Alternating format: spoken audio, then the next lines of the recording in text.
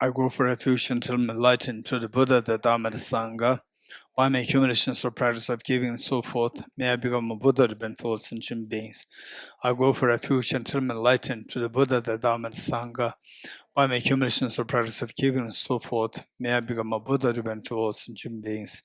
I go for refuge until I'm enlightened to the Buddha, the Dhamma, the Sangha. By my accumulations or practice of giving and so forth, may I become a Buddha to benefit all sentient beings. I go for refuge until I'm enlightened to the Buddha, the Dhamma, the Sangha. May I become a Buddha to benefit all sentient beings. Sanje juda zoge jonam no chanjo bado dane yapso che dage jinso gebe sonam ge dola benjere sanje dubare sho Sanje juda zoge jonam no chanjo bado dane yapso che dage jinso gebe Sanye nubare shu, sanye joda soge jonamla, chanjo bardo dane yapso che, dage jinso kebe sonam, dola benjere sanye nubare shu. Om ye dharma he tu prabhavam Hetum desham nathagato yavatat desham jayo niroda eva bhati mahashramanaye swaha Om ye dharma etu Hetum desham nathagato yavatat desham chayo niroda evam vati mahashramanaye swaha Om ye dharma etu prabhavam Hetum desham nathagato yavatat desham chayo niroda evam vati mahashramanaye swaha. All phenomena arise from causes. The causes are taught by the Tathagata. The cessation causes well is taught by the great seer.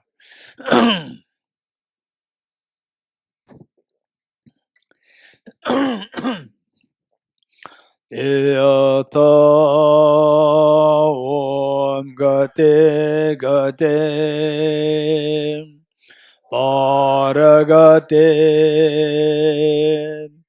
Parasam Gate Bodhiswatyata Om Gate Gate Paragate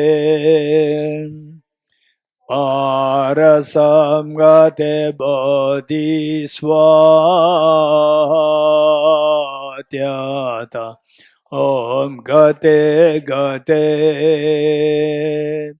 Paragate Parasamgate Bodhiswatyata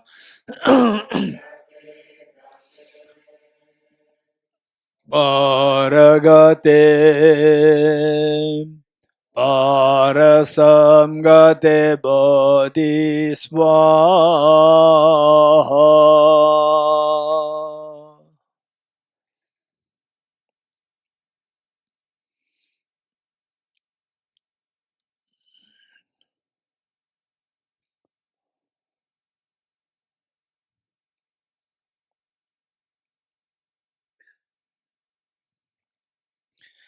Okay, last time I did ask somebody to remind me of the meaning on page 8, which is about the instructions on parting from the four attachments. Parting from the four attachments, you remember? Page 8. I asked somebody to remind me later. Did I? No? Okay. Let's turn to page 8, which says, which is the instructions on parting from the 4 attachments. Okay. So now, so from the last 4 days of the teaching, you will see that what we are reading here, it makes total sense to us. The first is all about whether we are a Dharma practitioner or not. That really, in real sense, we are Dharma practitioners or not. What is the mark? How do we know that? Simply because that somebody is into, say in the monastery, nunnery, or in the center, or say always with a book, sadhana, going for sometimes, it's like guru hunting, this guru, that guru, this guru, that guru, and so forth, empowerment, and so forth. So are you really a Dharma practitioner? This question. So it's not only for you, for me also. All of us, just see, you don't need anybody to judge us whether you're Dharma practitioner. You have to judge yourself. We have to judge ourselves whether you're Dharma practitioner. So it says, the first one, it says, if you're attached to this life, you're not a spiritual practitioner. And of course, we can't, Dharma practitioner meaning that you should have no attachment to this life, right? To be very honest, it's not that easy. Because that finally, even to get renunciation, even to really feel the renunciation, it has various levels. And then the Dharma practitioner, some can be like 10% Dharma practitioner, 90% mundane. Some are 90%, some are like 40% Dharma, 60% mundane, 50 Dharma, 50 mundane. It depends. It varies. It varies. So with this, the point is that from our side, that's true. I'm like 90% mundane, just 10% Dharma.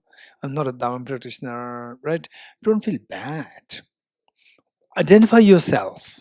Identify yourself. I should also identify myself. Just be very honest to myself. And then see if your mind is like, okay, how much time you're spending on study, reflection, meditation, how much you spend time on helping others, or being service to Dharma, service to sentient beings, and being kind, not harming others. Just see. From there, you see that like the same 50%, average 50%, little higher than 50%, you're a Dharma practitioner, right? It doesn't mean that if you're attached to this life, oh yeah, I'm attached to this life, I have to look for food, No, don't make it too rigid. Dharma should be joyous. It should not be rigid, right? Oh, it says if you attach, yes, I'm attached to my life. I need food and a little good house, heating system, cooling system, right? But if you go to the extreme, then we are not Dharma practitioner. Extreme meaning that your mind is only after money, right? Not thinking about the future life, only this life. Money and the, what do you call it, sensualities, indulgence, that is purely non-dharma. Whatever we are doing in your mind, deep inside, say you may come to retreat, and so forth. But deep inside, if your mind is just after money, and after just indulgence, intoxication, and so forth, nothing about the future, then this is not dharma. Whereas, take care of your life. In this life, have a good house, no problem. Have a good car, no problem. Right? But meanwhile, don't think that this will come with you to the next life. You're getting it? Have these things, no problem. Right? And somebody they will say a layperson who is in a business, do a business successfully. Prove that you are a successful person. So meanwhile, keep in mind that when I die, this business will not go with me. You're getting it? But other people should see that, oh, she's a real, the exemplary and the businesswoman, and he's an exemplary businessman. But look at what he or she's doing with the dharma. She's doing good dharma, very kind-hearted, helping others, and also studying dharma, taking time out for dharma, and also in the business. And business very successful. People always say business, money, and you're more successful, right? Wow, this is good. I like this. You're getting it? So the point is that if you are a businessman, be a good example of Dharma practitioner for other business people. If a school teacher, be a good example of Dharma practitioner, as good example for other school teachers. You getting it? So the point is that, say our mind should be thinking about the future lives.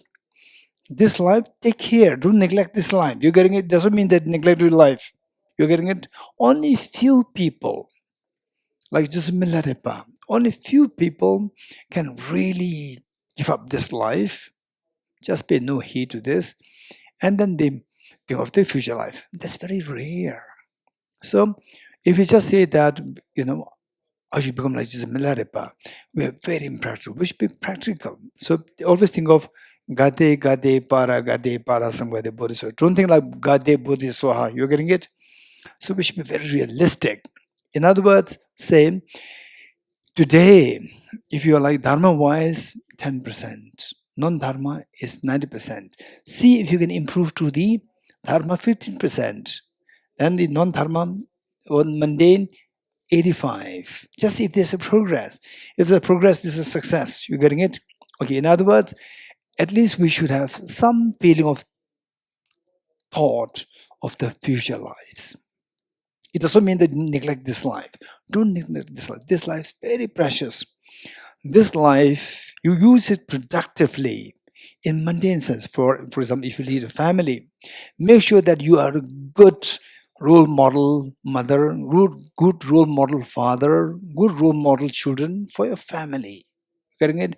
In terms of, say mundane world plus your Dharma practice, study. Don't neglect studies, reflection, meditation. Do that. Be a good example. So, if you're attached to this life, you're not a spiritual. If you're completely attached to this life, you're fully engrossed in this life, nothing about the next life at all, then you are not a Dharma practitioner. Next, if you're attached to samsara, you have no renunciation. Okay, yes, for example, say, last time I gave the example, somebody who is having acute pain because of tuberculosis. Acute pain because of tuberculosis. What should we do? First, we have to administer painkillers to that person. You're getting it? Don't directly give the tuberculosis medicines. Give them painkiller. Tuberculosis medicines will not work overnight. It'll work in the span of 6 months. It'll not give you the effect within a single day. But say painkillers will immediately subside your pain. So likewise, say dharma, nirvana, Buddhahood, they will take time. So meanwhile, we are suffering. Hunger, thirst, we have to take care of food, we take care of shelter. There's nothing wrong in this. Okay. Meanwhile, long-term plan, we should have both plans. Short-term, long-term, we need to have both plans. Number one, if you're attached to samsara, you have no renunciation. So now, if from somebody who is, say, this is known as Lamrim practice. Lamrim meaning graded path. Graded path. Path in progression. Path in progression, in progress. Say, initially, you only think about this life, this life, this life. From there, you are aware that, okay, there's a future life. Also, you need to think of the future life. Then you get into you upgrade yourself from the very mundane to a Dhamma practitioner. Then the future life. Okay, good. This life, I'll get through. It's not a problem. This life, as long as I don't really go into what? Acute drug addiction, indulgence, and end up in your own problems. So excessive anger can kill you so fast. It can kill you so quickly. Excessive anger. And then the excessive craving. This will just trap you. this will just trap us. Excessive craving, right? So craving, let's say, even the human relationships, craving to somebody who is not really good, and you're just crazy after that person, and then you're constantly suffering. Right? I've seen many of these situations. I've seen. Okay, so the point is about let's say that, okay, now I see that there's a future life. I should be more realistic. I should not focus everything on this life. Next life is also there. Okay, now the next life, the money that I have gathered will not help. The power that I have gained will not help. And the friendship that I brought will not help me next life. So what will help next life? So next life, say you do virtues, that will help. We do virtues, this will help. What virtues? 10 virtues, let's say. 10 virtues. And as far as possible, 10 virtues directed by compassion, directed by wisdom. This will 100% sure the next life. Then in case if we are nearing a death, we never know when will the nearing a death will happen, right? Tomorrow, this evening, we never know, right? Say we go back and we have some pain there, and then suddenly we're diagnosed with this cancer, that cancer, and so forth. It happens. And if it happens, then what you did, I know I have no plan for, I have no preparation for next life. So there it says, and then the last resort is have a very strong faith in the true religion, Buddha, Dhamma, and Sangha. If this is the the faith that you can generate in Buddha, Dhamma, and Sangha, closer towards your closing eyes to live the next journey, it guarantees us that we will have a favorable birth next time. But while you are still alive, why not we prepare to make the best of preparation rather than looking for the last resort? Buddha, Dhamma, and Sangha always with you. Plus, from your side, effort. Two efforts come together, make it very beautiful. So, what effort? Bodhichitta, wisdom, emptiness, and engage in the virtues. Oh, you're good. Now, let's say that, okay, now, so I have no regret in my life. I engage in virtues, benefiting others, avoiding 10 non-vicious actions to the best I can. And then they study reflection meditation. I'm not really harming anybody. I'm rendering his service, benefit as much as possible. And I do a little bit of meditation every day. May not be like 10, 20 hours a day, but like 15 minutes and so forth. Bodhicitta, I meditate a little bit, but I'm just a little bit. And then they say whole day, say more like helping others. Okay, if you do like this, then as time passes, and particularly if you can practice bodhicitta wisdom emptiness well, then you will see that you will actually experience them. Not just that, okay, I have no regret, I've not harmed others. This is one step. But the more beautiful than this is that you start to feel the bodhicitta. You're getting it? You practice it. It's just dependent origination, right? Okay, say someone who has, let's say, $100,000 in the bank deposit. Another person has only about like let's say $100 in the bank, right? So the first person is not at all adding any money to this, and the other person is at least adding like $10 per month, right? There's constant increment happening. You're getting it? And what I'm saying is that practice bodhicitta, even the person very poor, you're just accumulating $10, $10, $10. Over time, your money will be, you will exceed what the other person has. So what I'm saying is that just keep practicing something. May not be perfect. Don't worry. We may have full of mistakes. We are full of problems. But keep practicing something, bodhicitta, not just like Sanje Choda So Chano, like just recite this, and sometimes your mind scatters here and there, and finally, after 50 years, still you recite Sanje Choda So Chano, and no change inside, right? So they just practice it, learn it well. First of all, to practice, you have to learn it well. Learn it well. What is bodhicitta? What is wisdom? How to practice there? How to get there? Practice well. Don't expect perfection right from the beginning. Oh, this person's so evolved. Don't expect that. Don't expect any praise from outside people that you are being a Dharma practitioner. You getting it? Real Dharma practitioner who does not expect anything from other people. So you do it yourself. You are the best person to know who you are. Practice in whatever little, 10%, 20%. Practice it. And anybody, anyone, may the male, female, or young, old, educated, uneducated, anybody, you practice it, and over time you will see the result. You're getting it? And when you start feeling the a tinge of a glimpse of a bodhicitta, the moment you think of others, your mind flows. How the mother forgets her own illnesses, worries about the children's illness. You're getting it? There's so much courage coming. So this you will feel, and with the wisdom emptiness, be very serious. Study it, reflect on this, and then meditate on this. Study extensively. Keep studying while meditating. Keep studying while meditating. Over time, you will get to unfold little by little, what is wisdom, what is emptiness.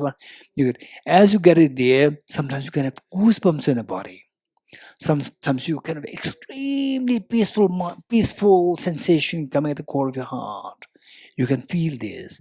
Then you become very confident that, wow, this is amazing. So we are all just from time immemorial till now, we have just sucked up into the three poisons, 10 wondrous actions, and so forth. But now today I found the escape, the wisdom of emptiness. You feel it. You're getting it? This is how we have to do. So with this, the point is that let's say they're now upgraded from the purely mundane to a spiritual practitioner, thinking of the future lives. Okay, now from this I can see that now future life, no worry. They granted, take for granted. Good. Now future life will be good because of my practice of the 10 virtues and bodhicitta, wisdom, emptiness, and then my refuge in the triple gem, guaranteed. But then what about after 10 lifetimes? After 100 lifetimes, right? Say next life, a good rebirth. Does it permanently help me? Good rebirth, we have taken this life. Again, we have to worry about next life. Again, next life, you take good birth, but what about next life? What about 10 lives after? What about 100 lives after? Nobody can say, what should we do now? Right? Next life, you can do it now, prepare it now. But what after 10 lifetimes, 100 lifetimes? Nobody can say. You're getting it? So, what would be the best choice? What would be the best solution to protect you from, say, having to worry about say like, after 100 years? Anyone? Okay. Who's sure about, okay, next 5 years, monetarily, financially, I'll be okay? Raise hands. Most of us, right? We have. What about 20 years later? How many you have the confidence that till 20 years, I can survive very easily? Raise hands. Till 20 years, I have no worry. The bank will, even the bank, will not meet with the accident, the what? Earthquake. My bank, where the money is, right? It will not face with earthquake the next 20 years. It'll be very safe. Even the bank, they go liquidation overnight. You're getting it? So you have money in the bank. I've enough money in the bank for the next, what is 20 years? 50 years easily. But this bank, where you give the money, even this bank can go total liquidation overnight. What happens to your money? I don't know whether I can say this. There's one Nobel Peace Prize winner, Elie Wiesel, Professor Elie Wiesel. He lost $15 million overnight in a bank. You're getting it? So don't think that I have money in the bank, I'm secure for the next 20 years. No, not sure. Now, if this is the case, let's say that like this. For tomorrow, I'll not have a problem. Tomorrow, like 90%, I can assure that I will not have problem. Raise hands. Be very honest. I will also raise my hand. Tomorrow, no worries. Raise hands. Tomorrow, I will have no worry. right? After 10 years, not sure. After 20 years, so more the distance in time in the future, the sense of security is less. You agree? Good. If that's the case, then the question is, next life, okay, I do something good in this life, right? Next life's okay. What about 10 lives after? 20 lives after? Now longer, many more lifetimes later? Like 500 lifetimes later, right? Who can be very sure of that? Not too sure. So, what would be the wise solution? The solution was given by the Buddha. What would be the wise solution? Just think of that. Don't follow the Buddha blindly. Just give me an answer. This is better. Why? Okay, what Bella is saying is that, so why should we think about 10 lifetimes, 20 lifetimes, 100 lifetimes? Then it's just endless. Cut having to take birth in life. You're getting it? Cut having to take birth in, cut having to take birth in samsara. Cut it. Cut it so that you don't worry about 100 lifetimes, 500 lifetimes, what will happen to me after 500 lifetimes. Cut samsara completely. Don't come back to samsara again. You're getting it? And some of you may think that, oh, this is very selfish, right? Bodhisattvas, they deliberately come to samsara.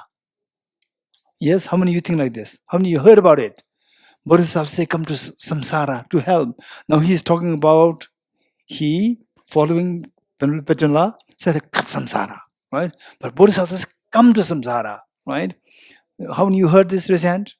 Okay, there is no samsara there is no samsara like a continent samsara there. You go there.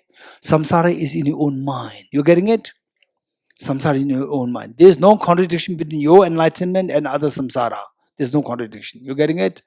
It doesn't mean that you go there to samsara, right? And then you suffer in samsara. No. Free yourself. You will know how to teach others how to be free from samsara. You're getting it? So these people who think that samsara is one place where you die and again come back to samsara, if this is your understanding of samsara, this is a wrong understanding of samsara. The moment we create the dream, that is samsara. You getting it? What's the dream? Whose dream? Your dream or shared dream? Your dream. You're getting? There's no shared dream. It's your dream. The moment you come out of this dream, you are freed from all the miseries of the dream. Yes? And what's the problem? Problem is projection of the dream. Projection of the dream. Self-grasping ignorance stops. The projection stops. You're getting it? Self-grasping ignorance is the samsara. Right? It's not like coming back to some self-grasping ignorance. Don't come to self-grasping ignorance again. Self-grasping ignorance only harms you and others. You're getting it? Cut it. That's the meaning of cutting samsara. Cut it. Continue to benefit. You can more effectively benefit sentient beings.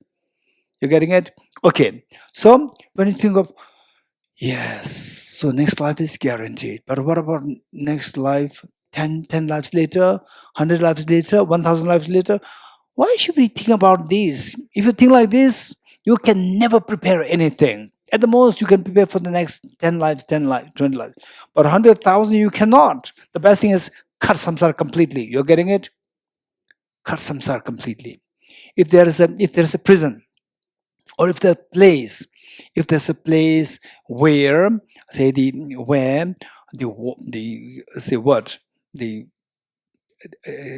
place infested by some problems, the pollution, road not good, the place is very simple, the inhabitable place. Okay, again I have to come back there. What preparation should I make? Right? Okay, take a good what is that? Air purifier. Right? And air purifier goes, so what about this air purifier may not work after 5 years? No. So how should I get the next air purifier? Don't think of this. Stop the air pollution. Right? Stop the air pollution. Make it a beautiful place. Make it beautiful. Make it a habitable place, make it a beautiful place, so that you don't worry about it at all in the future. Likewise, cut samsara so that you don't worry about it at all. So that is renunciation, wanting to renounce samsara completely. That's number 2. So for this, if I attach to samsara, or this life, next life, it's also samsara. Next life, 10 lives, 100 lives, cut samsara completely. If I attach to samsara, you have no other attachment to this life, or attachment to next life. Even attachment to the next life is also samsara. So it's not renunciation. Real renunciation is wanting to stop samsara completely. Number 2. What is bodhicitta? If you are attached to your own self-interest, you have no bodhicitta, right? So our mind should not be like a child's mind. Our mind should be like the mother's mind. You're getting it? The child will say, I do not get the chocolate, I do not get this, I do not get this. Mother will say, my child did not get this, my child will not get this. She will never talk about herself. Right? The good mothers, not all mothers. Okay, so the point is that if you attach to your own self-interest, you have no bodhicitta. And then the next is, if you continue to be in the dream and grasp the dream as real, there's no correct view. You're getting it? If there's grasping, what is grasping? Be in the dream and see the dream as grasp the dream as real. Right? Hey, what happened? Oh, yeah, I understand. It's the 5th day, right? So some people, they are like in a coma state like this, right? In a coma state, usually they don't say like this, in a coma like this, right? But there's some coma like this. I don't know what's going in their mind. Okay, right? Okay. So they say if there's a grasping, you don't have to do. What does it mean by that? I'll give you the example, and you apply this in the real context. Say, grasping, you be in the dream, you see the dream as real, you grasp the dream as real. Till that point, you will not wake up, right? You will not have the correct view to know the reality. Grasping the dream as real is ignorance. It's not the correct view. So how to apply this to the real meaning? Anyone? Huh? Hey, what happened? Huh? Anyone? Benla? Mike, way. By the way, so all of us who likes to give the answer, ask question, please the mic, use the mic, because Benla can hear this and can translate. Good. Hey. So Geshe, just as in the dream we grasp the dream as real, so in a real life we grasp objects as having objective existence. Perfect. So in the conventional dream, we are in the dream and we think the dream, we grasp the dream as real. We grasp the dream as real. Likewise, in the unconventional dream, now all the other moments other than the being in the real dream is an unconventional dream. In the unconventional dream, we see things as, okay, now that you already introduced emptiness a little bit, you pick up something from that is, you just pick up something. Pick up something and show that to me. Pick up something and show that to me. Okay, now don't just show that to me, look at it yourself. Look at it and tell me, how does this object appear to you? As objectively real, or like as your mind is creating it? How does it appear to you? Huh? Drishti is saying that it appears so object real. Anyone else who agrees with Drishti, raise hands? Yes. So, do you grasp it as object real at the moment? Objectively real? Or no, it's my mind making it, right? So how objective real? This is grasping. It says if there's grasping, you do not have the correct view of emptiness. Full form is correct view of emptiness. Or you can say the view of emptiness. Good. So when we say this verse, this should remind us of what's a real dharma. If you follow these four, not okay, I should not be attached too much attached to this life. If possible, gradually stay away from this obsession to this life towards next life, more, think of next life. Then I'll be a Dharma practitioner number one, right? Then I should finally cut my attachment to samsara completely. This life and the next life, right? Cut my attachment to this complete. How? How to cut attachment to samsara, this life and next life? How? Oh no, how does it help? If you have the wisdom emphasis, how does it help to cut samsara? What I'm saying, how does it help to cut attachment to this life and the future lives? Mike. Because ignorance is the root for all the others. Yes, very good. Say, okay, let's say that for a small child, right? Small child who's crazy after chocolate, right? We all crazy after something. Yes, we are like a small child crazy after chocolate. Some people crazy after cheesecake, right? We all have something crazy after something. Yes, you agree? Right? Mothers crazy after the children, right? And small children crazy after the parents. And then likewise, you know that, what I mean, right? Crazy after something. So that's something crazy. Hey, stop that, right? Hey, stop that. Yes, I want to stop. I'll not have it, right? No. I'll no attachment to samsara at all, right? And then the next moment, again, the object comes. Again, the craving arises. Hey, you said that I'm not going to have attachment anymore, right? Oh, yeah, that's true, right? I'll not have attachment. No attachment, anything. I'll become like Jismilaripa. Tomorrow I'll become, in 1 week, no. Renunciation, maybe 10 days. Bodhichitta, it'll take longer time, maybe 2 months. Wisdom emptiness, he says study extensively. It may take another 6 months. Okay, then gate, paragate may take a little time, another 1 month. Parasangate, let's say 2 months. Then Bodhiswaha, right? In 3 years, you become Bodhiswaha, right? Wow, I'll become Bodhiswaha. Right? And then after sitting for retreat, and then guru, retreat, and then finally again back square one, right?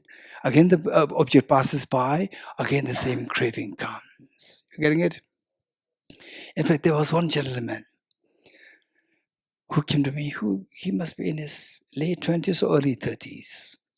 He came to me, it was like second or third meeting.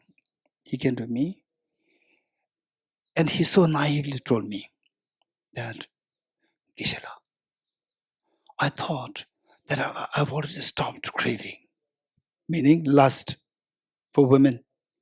I thought I already stopped craving. Again, something is coming back. You're getting it? Okay. So this is what is bound to happen. Stop it. We cannot stop it like this, right? So for the craving, you cannot imprison it with the lock imprison. No, it arises. How to stop it? So the Buddha said that this is not approach. Stop it. No, how to stop? No, stop it. Shame on you. Stop it. Right? Yeah, I will not do it. Again it arises. Stop it. You said you got to stop it. Again you're doing it. Stop it. Right? No, I'm trying. I'll try. Yes. Tomorrow. And tomorrow never comes. Right? It doesn't happen. What is the correct approach? Is there a possibility by which this can be cut? Is there a possibility? You're getting it? Okay. Let's say some people think that meditate. Hey, do meditation. Cut the attachment. Meditate. Breathing meditation. Okay, your mind becomes earlier very distracted. Now it's a little more channelized. There's a saying that some legends. Legend meaning? What is legend? Huh? No, legendary. Legend, stories. Legend in that sense, stories, right? So some very old legend saying that some say there's some meditators meditate for like not 50 years, 60 years, for 1,000 years and deep samadhi. And then coming out of the meditation, reach to some level, declining is very easy. You're getting it? Met with the stimulus, instantly lost control. So what's the way out? What's the way out? So the Buddha shows us the way. This is so important. Don't force yourself. Don't say that, hey, I'm so bad. No, right? If you have failed thus far, fine. What did the Buddha teach? Don't force yourself. Force will never work. Just try it how the Buddha taught. Ye dharma hetu prabhava. All these phenomena arise from the causes. And what the causes are is taught by the Tathagata. You're getting it? The first, say, what are the causes the Tathagata taught? Contaminant karmas, afflictions, inappropriate tension, elaboration, self-grasping, ignorance. You're getting it? And then, no, I tried. Even these that don't work. What happens, right? What happens? I have a friend. He says, where are you going? I said, I'm going to Tushita. What is Tushita? Is it a pub? Hey, Tushita, what is Tushita? Is it a pub? Is it a nightclub? No. What is that? It's a Dharma Center. What is Dharma Center? Where you go and meditate. Very boring, right? My friend is saying like this. So I went with him, right? So these four things don't work because we are in the bad environment. First, create the environment. Can you create the environment? Which is easier? Hey, don't do it. Is it easier or stop the environment? Which is easier? Stop the bad environment's easier. You're getting it? So there, from inside, you don't really have to do an effort. Simply move your friends. Meaning that from bad friends, turn towards a good friends. The Buddha taught. This is so wise. I personally say, I don't know how many of you know that. I don't know if there's anybody who knows my thinking so well, right? Since I was age, I think about perhaps maybe since age 2, 3, 4, 5, 6. But what I can visibly remember is that since I was aged 14, I'm a very skeptical person. Particularly when I'm in class 9 in school here. When physics was introduced as a separate subject, I started to learn how to ask questions. How, why? I started to apply this to Buddhism, which is my birth religion. I started to apply this to them.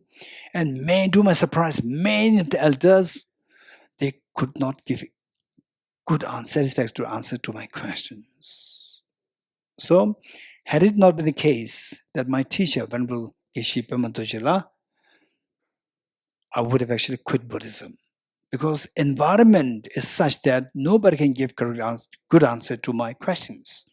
So the Buddha taught that always go with good companions. Let's not forget it. You're getting it? Always go with good companions. Meaning companions who are into Dharma, who are genuine into Dharma. You're getting it? Then Buddha added, better it is to go by yourself, go alone, than to go with bad companions. Let me repeat it. Always go with good companions. Number 2, better it is to go by yourself than to go with bad companions. In other words, go with good companions. If you don't get good companions, what should I do? Go alone, than going with bad companions. This is the first thing that we have to do, number 1. Then say, when do you feel like meditating, more naturally coming to you when you're in Tushita or when you are nearby Maglurkan's pubs? Huh? Tushita. You're getting it because it's the environment. So create the environment first. Always try to say your school days, your friends who are now after 20 years, 30 years, 10 years, now they're more into the mundane world, sucked up in the mundane world. And the ones they're already in the big, so much headache problems in the families. And then they talk about the classmates, classmates, their classmates. And so like it's perfect in their family, perfect in their workplace, right? And call them, we'll have a gathering, right? The classmate gatherings, or the earlier friend, old friend gatherings. And gathering, you talk, so like everything is nice. Actually, there's so much problem going there. And then if you are there, they'll talk, what are you doing? What are you doing? What are you doing? Okay, I'm now more into the Nalanda studies. What is Nalanda study, right? Is there some PhD program, right? From there, is there something to do with, what is that? MBA? No, it's not MBA. What is that? That is meditation, right? So don't talk these things. It's so boring, right? It's so boring. Actually, in their house is very boring. In their houses are very boring. They're fed up, right? So now this is how we can easily be deceived. They give you a very nice impression of the samsara. Flowers, right? Underneath is burning. In the family is burning. In the workplace is burning, right? Okay. So what I'm saying, why did I say this? Okay. So the point is that creating a proper environment. This is so important. Even if you think that by coming into this a more meaningful decision of your life, then you'll discover that you're losing many of your earlier childhood friends because they go in a different direction. And if that happens, don't feel sad. You getting it? Don't feel sad. Instead of feeling sad, you should feel proud of you because you are now, creating a good environment. Because the distance from you means that you are now in a good environment. You should be feeling happy that you're in a good environment. Once you're in a good environment, once you're fenced, you're a tiny sapling. Once you're fenced, what should you do? Don't remain as a spoiled sapling, right? When you're fenced, keep growing inside. Keep growing. Keep growing. You're getting it? Keep growing. Once you grow to a huge tree, don't remain as just the tree, drive tree, give fruits. Remove the fence. Once you've grown fully, remove the fence, right? Let the cows come. They will not eat you up, right? Let the cows come, give them shade, give them mangoes, but they cannot eat you up. When you're sapling, I'm into Tushita, that is so beautiful. I must teach my friends. You go with friends, they'll say, hey, what is Tushita? It's very interesting, right? And particularly if you're meeting a new friend, meeting boyfriend, girlfriend, first time. I'm going to Tushita. Oh, what is Tushita? Dharma. I'm also interested in Dharma. And then gradually take you into pubs, right? Gradually. First we say, I'm also interested in Dharma. What is Dharma? What is Buddhism? Right? They'll ask all these questions. And you think, other person also interested in Dharma. So we're in the same line. We can go together and we'll gradually go from Tushita, go down to the pubs. This is what happens, right? Okay. So create a create a good environment. Once you create a good environment, keep growing. How to grow? These 4 points. Contaminate karmas. Stay is easy. With the correct environment, it is easy to cut the non-virtuous karmas. You getting it? Once the correct environment, it's easy to cut the non-virtuous karmas. Naturally, it will happen.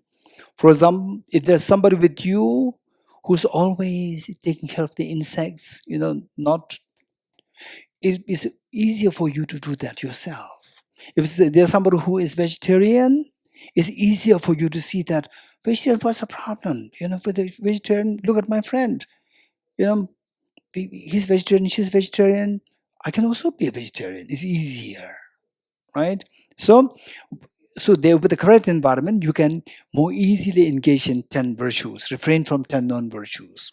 With this, afflictions will be less, because afflictions, desire, these things are actually fueled by their corresponding actions, karmas. The more the karmas, more the fuel is required. You getting it? Desire will be activated, anger will be activated even more. So when the karmas, you minimize them, even the desire and the afflictions will also turn down. When your afflictions, your mind disturbance, when there's calm, your mind can think properly. Things are relative. Inappropriate attention will be cut. Things are relative. There's nothing really that which is so, no, if I don't get this, then my life is meaningless. If I don't get this. No, it's all relative. What is this? There's a better person than this, right? So this person better than this is there, right? Or this person bad, this worse than this is there, right? So that is all relative. Then your attachment subsides. Why attachment is coming? Because seeing things is absolutely nice. Because then the mind is pulled. When you see things in relative terms, your mind will rest. And then finally what? Hey, finally wake up. Right? This is all my mental creation. It's all my dreams, right? You just cut from any loss of freedom from the dream, right? That is the full freedom. That is the rest of mind. Oftentimes the great masters, they describe that state as some final rest of your mind. It's amazing. Okay, how many of you in the dream? Sometimes you are running, some are running away from the fear, some of you are chasing after, chasing after the cheesecake and so forth. How many did that in this dream? Raise hands. Right? Okay. You wake up. Did you chase out? Oh, now where's my cheesecake? Dream cheesecake. You chase? Or you stop chasing? Stupid. You getting it? What a stupid thing that I chase after the cheesecake, dream cheesecake. Stop. You're freed. You getting it? Okay. So in the dream, in the dream, every moment your mind is after this, that, and so forth. Busy, just not getting rest. When you get rest, wake up, you get the ultimate rest. You getting it? So therefore the Buddha is revered as the fully awakened one. Only then you can get the rest. Only then you can be of the greatest service to your parents, to your children, to family members, to all the sentient beings. Good. Okay. Next, what did we do yesterday?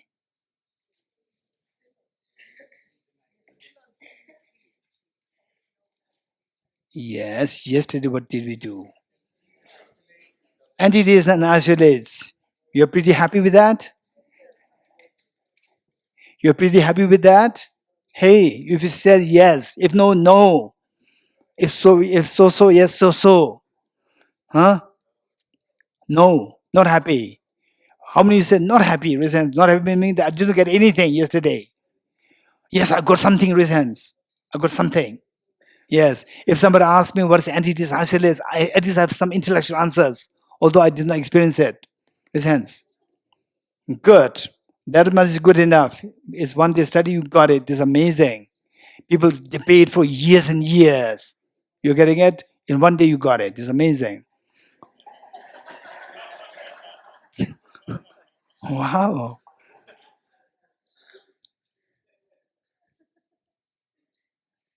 Well, I'm so happy to say that people debate for many years and you get one day, then you started laughing.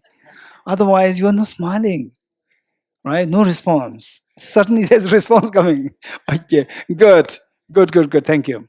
Okay, next, positive and negative phenomena. Positive and negative phenomena, right? Okay. Last time I said that we need to be introduced to the concept of the entities and isolates and the concept of the positive and negative phenomena, right? Okay. What is this? Your name Andrew or Your name? Alex. And what is that? Positive or positive? Both correct. Thank you. Okay. Okay.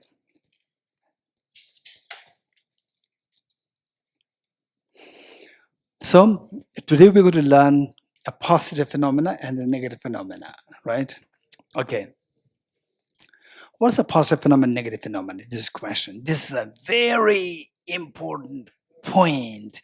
If you don't know this, you will not understand emptiness at all. You getting it?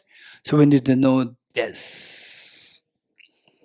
Positive and negative has many connotations. Just tell me, anybody, what do you understand by positive phenomena? In your own understanding, just tell me. What do you mean by positive phenomena? Raise quick to save time. Yes, over there.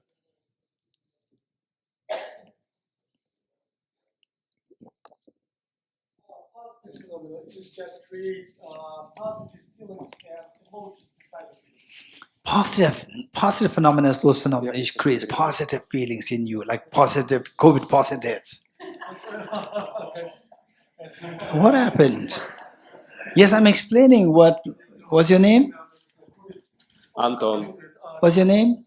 Anton. Anton. I'm explaining what Anton said. Positive phenomena is something which gives you a positive feeling, positive, good feeling, like positive, COVID positive. No? COVID positive, positive and negative. Hey, COVID positive is positive and negative. It's negative, it's not positive, right? So COVID negative is good. It's negative.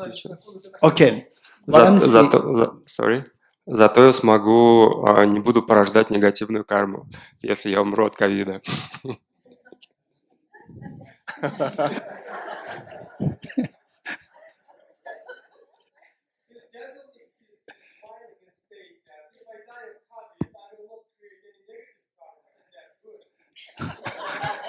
That's amazing. That's amazing, right? So the best thing is die now. Don't wait for COVID. Don't wait for COVID. Just die now so that you don't like negative karma. All right? Okay. So what I'm saying, positive and negative has many connotations. Sometimes positive means good. Sometimes positive is bad. Sometimes positive is neutral. You getting it? Saying, have a positive thinking is good. Have a positive COVID positive. I'm COVID positive is bad, right? And that the electricity, the two poles, positive and negative, right? That is neutral. You getting it? So positive and negative has many connotations, some of which where the positive means good, sometimes the positive means bad, sometimes positive is neutral. You getting it? It has many connotations. So here, what we are studying, positive and negative is neutral. It has nothing to do with virtues, non-virtues, good or bad. It's very neutral in in its connotation. You getting it? It's neutral in the sense. Neutral in the sense of being virtue or non-virtue. Okay, what's a positive phenomenon, what's a negative phenomenon in this context? Let's say that if I tell you, what is my hand? A flower. How do you know that there's a flower in my hand? I can see that. You getting it? Okay, what is my left hand? Nothing. Is there a flower? No flower. How do you know that there's no flower? Huh? I can see that there's no flower. Okay, now look. What's the difference between how you see the flower and how you see the absence of the flower? There's a difference. You getting it? Do you agree with me that when you say there's a flower in my left hand, there's an object there to tell you that I am the flower? Yes, you agree? There's an object there. There's an object. The object tells you, it's also like object is speaking to you that I am the flower. But in my left hand, absence of flower, there's no object to tell you that I am the absence of flower. There's no object. You're getting it? But you know that.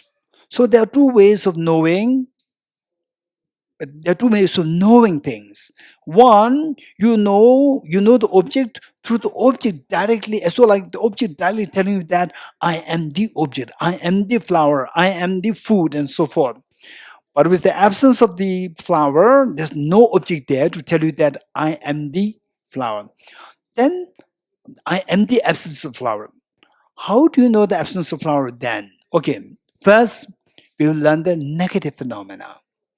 Negative phenomena is a phenomena. Now I'm defining it. You getting it? Negative phenomena is a phenomenon. Negative phenomenon is a phenomenon. Is a phenomenon which a mind cognizes, or which a mind knows. Which a mind knows, or which a mind cognizes. Cognize means knows. Which a mind cognizes through explicitly negating the object of negation. Let me repeat it.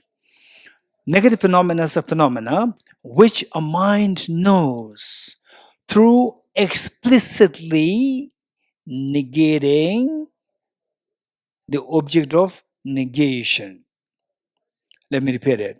Negative phenomena is a phenomena which a mind knows, which a mind cognizes. You have to learn this word also, cognize. Which a mind cognizes through explicitly negating the object of negation. Negating, Negating, negating the object of negation. Okay, you may be wondering what is negate, what's object of negation? Don't worry. First, negate. Negate means to say that it is not. You getting it? In my left hand, in your left hand, in your right hand, there's no flower. You said there's no flower, right? You said that flower is not there. You negate it. You refute it. You refute. You refute it. You negate it. You said that there's no flower there. This is meaning of negate. How many got understanding of negation? When you say that I don't drink coffee, when I say I don't drink coffee, I negate that I drink coffee. My drinking coffee is negated. You getting it? This is meaning of negate. Now, what is the object of negation? What I said is that a phenomenon which a mind cognizes through explicitly negating the object of negation. What I mean by object of negation? I'm going to explain this. Let's say that I don't have, let's say what? Let's say I don't have,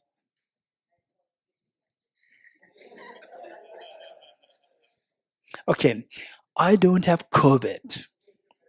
I don't have COVID means that what is negated? Me having COVID is negated. COVID is not negated. COVID is still there. COVID still exists. Me having COVID is negated. You getting it? So what is the object of negation? Object of negation means what is negated? Me having COVID is negated. That is object of negation. Me having, okay, I don't have a car, right? One time, the Tibet House, our car broke down, and then it was very old, and then I requested some of my friends there, and to think of making any contribution for Tibet's car.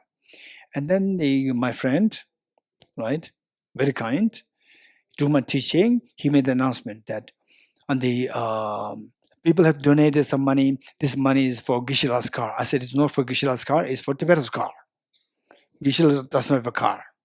You're getting it? So when I say I don't have a car, what is negated? Me having a car is negated. So what is object of negation?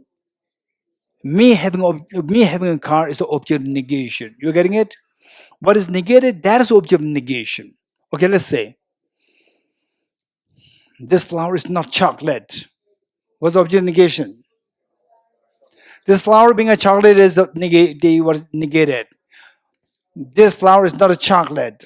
What's the object of negation what's the object of negation in this context? This flower being a chocolate is object of negation. This flower is not permanent. What's the object of negation? This flower being permanent is the object of negation. This flower doesn't exist independently. What's the object of negation? This flower being independent existence is object of negation. You're getting it? Don't forget it. This flower is empty of objective existence. What is object of negation? This flower being objectively existent is the object of negation of the emptiness of the flower. You're getting it? Okay, gentleman over here, what's your name? Orlan. Okay, let's say, okay, emptiness of Orlan was object of negation. Anybody raise hands? Anybody who raise hands? Emptiness of Orlan. Okay. Yes, over there.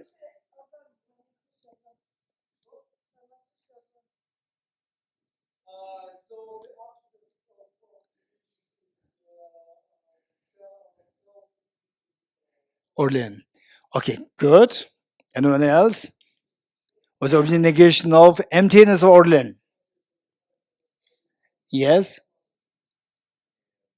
Mike. Now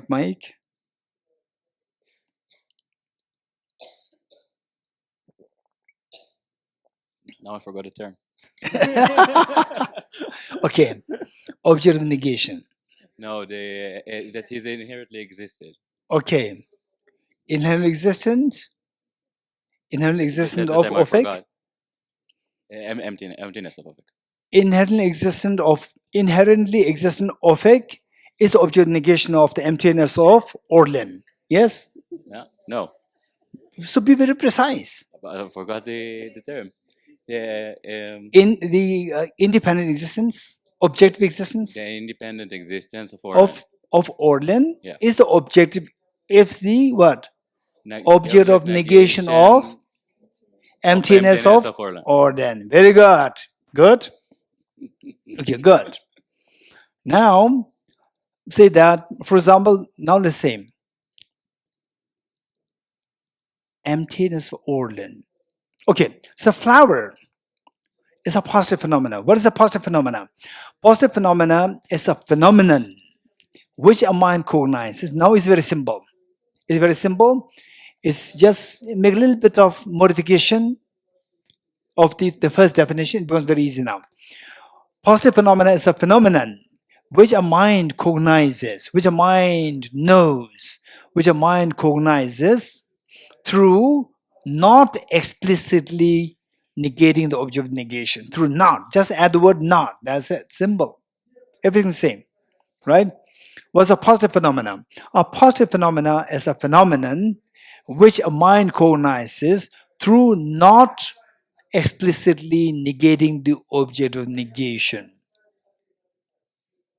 Just add not to what you to the definition that we added, that we given to the definition of negative phenomenon. Good? Okay, now let me ask you some questions. Table, positive phenomena, negative phenomena. Table, is it positive phenomena or negative phenomena? Huh? Positive. Thank you. Positive phenomena. Say impermanence. Table is impermanent. Positive or negative phenomena? Negative. No idea what you're saying. Positive, negative. You're saying both. Okay. The table is impermanent. Positive or negative? Raise hands those who said negative. Raise hands. Raise hands those who said it's positive. Okay. Yes, I understand. It's quite, there's a split here. Not only split here, even amongst the scholars, really good scholars, there's a split. Some say it's a positive phenomenon, some say it's a negative phenomenon. Okay. I have no car. Positive phenomena, negative phenomena. Negative phenomena. Okay. I don't drink alcohol. Positive phenomena, negative phenomena. Negative phenomena, right? Okay. Tushita doesn't have pollution. No pollution here in Tushita. Positive, negative. Negative phenomena, right? Okay. Say Buddhas don't have mental defilements. Positive, negative. right?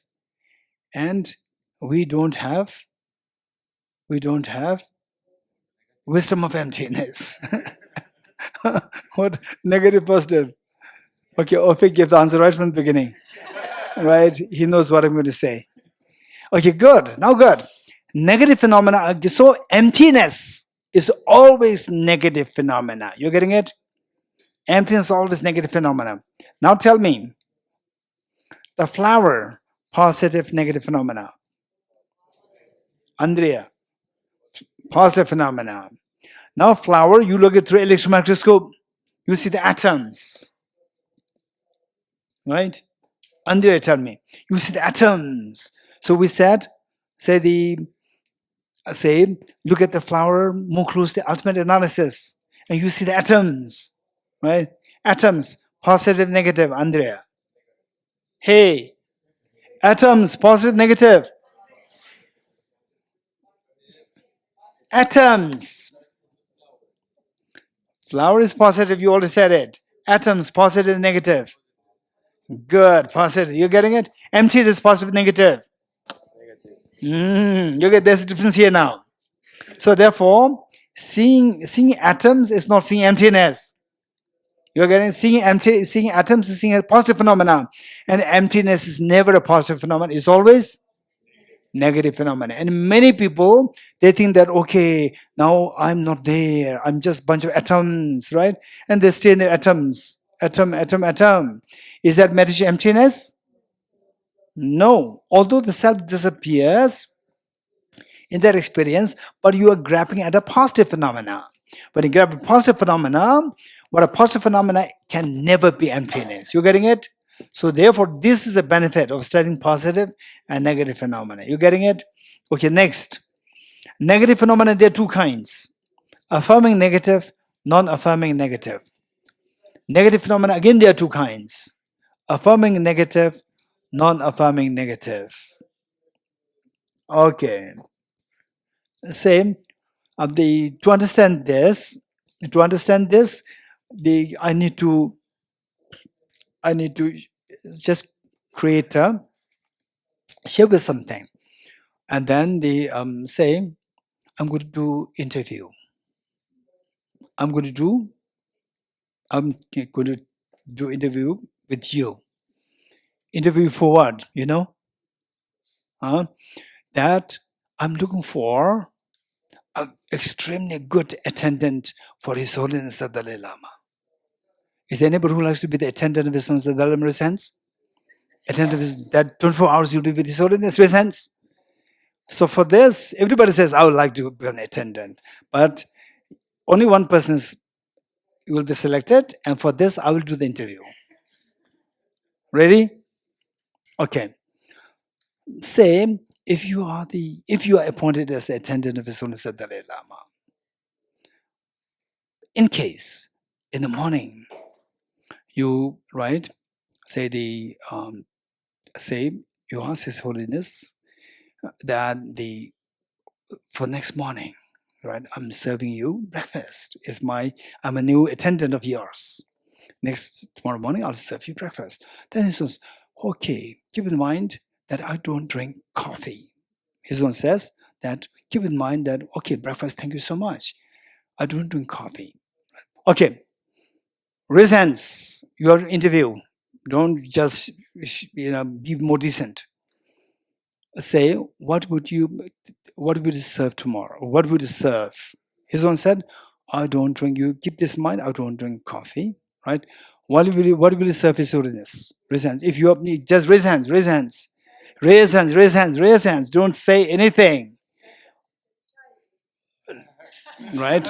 Okay. Your name? Okay. Venerable Losang Kamalam is saying that she will serve His Son's chai, delicious chai. Okay, raise hands. Okay,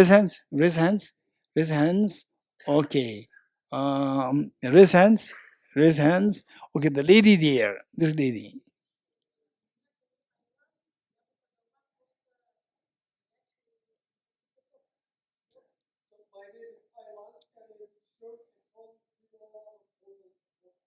Okay, so she will serve His Holiness boiled water, right?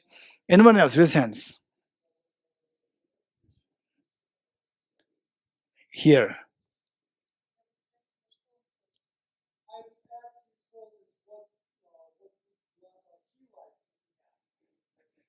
Okay, the lady here.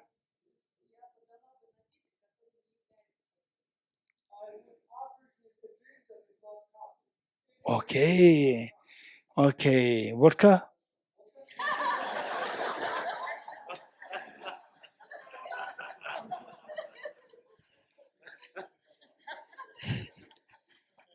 No, not good candidate. Raise hands. Raise hands. Or milk. Okay, over there. Orange juice. Wow, this is orange juice. Anyone else? Over there, Lisa. Huh? Tibetan poetry. Wow, that's amazing. Right?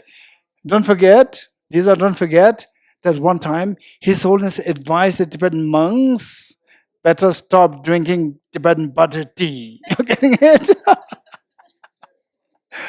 Right? Because Tibetan butter tea has number one, butter, good for cholesterol. Number two, salt, good for blood pressure. Number three, thick, very concentrated tea, good for, again, good for caffeine plus cholesterol. The what is that? The blood pressure, nicotine, right? Nicotine, I'm not too sure. But I just look. This is how I'm so weak. I just trust people so easily. No nicotine, right? Okay, it's good for. See, it's good for your blood pressure. You getting it? For your heart. Are you sure? Okay, I would say for the blood, the what is that? The butter for the heart. I agree with you. Okay, so we see that the lady there.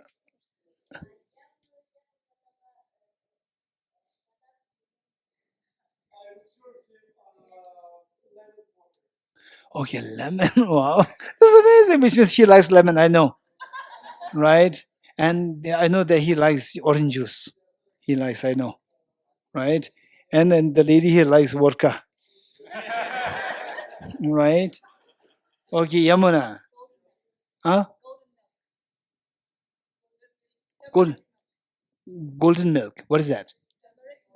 Turmeric milk. Okay, very healthy. Yeah. Okay. Okay, the lady here.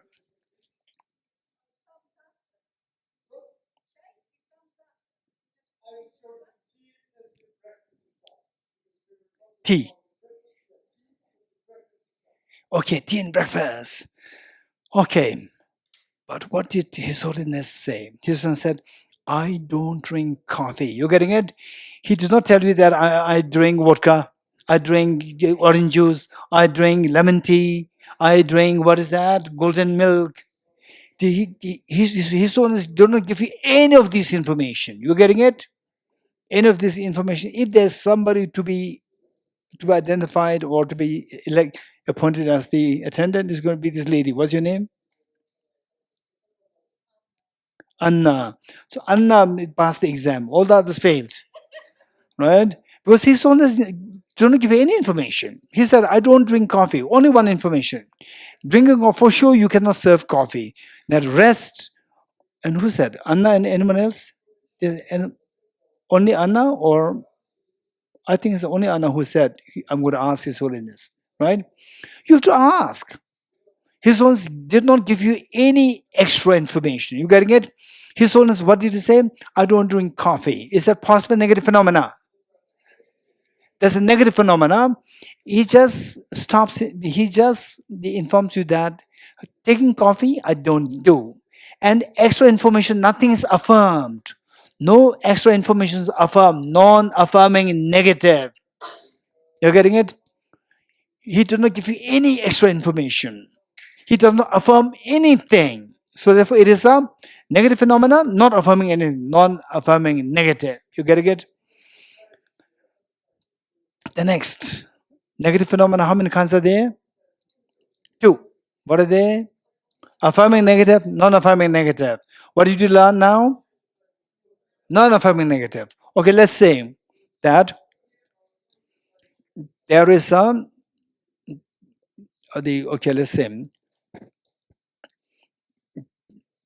say there's a person who's a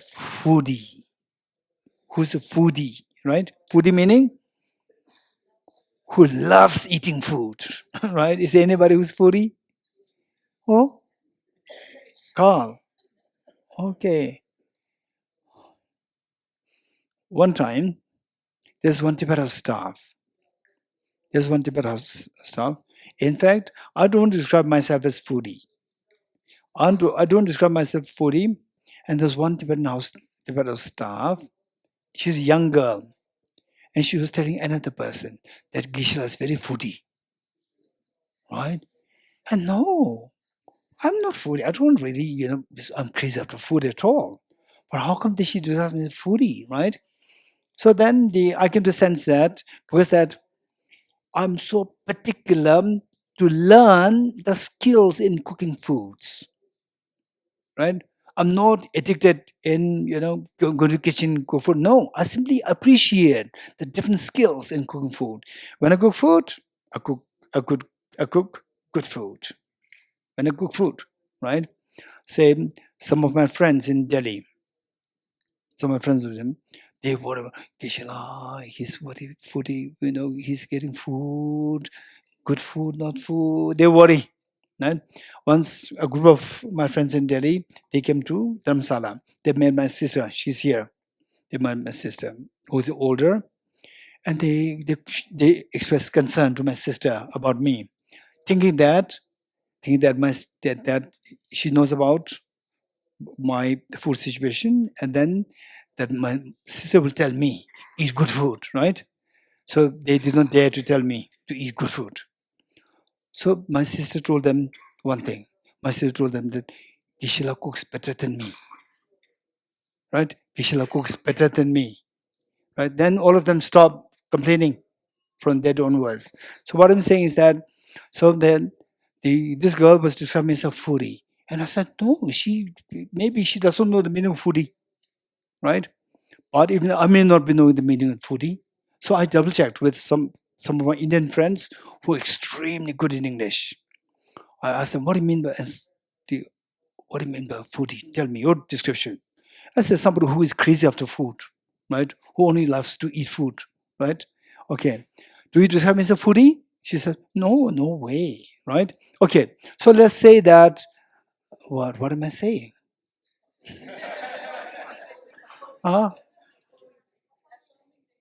Affirming negative. Okay. A foodie person, affirming negative. A foodie person A, he never eats in the night time, right? If you are so considerate with this person, when will you serve food with this person? Let me say this. A foodie person never eats food in the night time throughout his life. So if you are to give food, when will you give the food? In the day. But he did not tell you that I eat in the daytime. He did not tell you that I eat in daytime. Yes.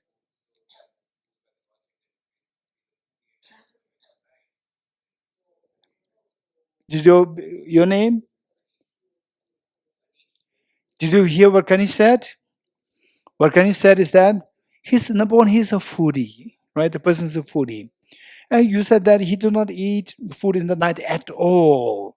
Foodie means he should be eating food, surviving all these years. So if he does eat food, because he should be eating food, because he's a foodie, it's the only time is the daytime. So this affirmed. All is not explicitly said, but it's affirmed. You're getting it? It's okay. A foodie person not eating food in the night time is positive, negative. Hey, a foodie person not eating in the night time, positive, negative. A negative phenomenon, does it affirm something or not? It does affirm that he eats in the daytime. You're getting it? That is affirm. That is affirming negative. Okay. Now emptiness. Going back to emptiness. Emptiness is always non-affirming negative. Emptiness is never affirming in negative. You getting it? When you meditate emptiness, if the object that comes to your mind is a positive phenomena, is that emptiness? You can be 100% sure that this is not emptiness. You're not meditating emptiness. If you think that you meditate emptiness for years and years, just sitting and holding up positive phenomena, you are wasting your time. Number two, if the object that you're meditating, which you think that is emptiness, if it is affirming in negative, is it emptiness or not? It is not. You getting it? It's a non-affirming negative. It's a non-affirming negative. You're getting it? Okay. So, it's affirming negative.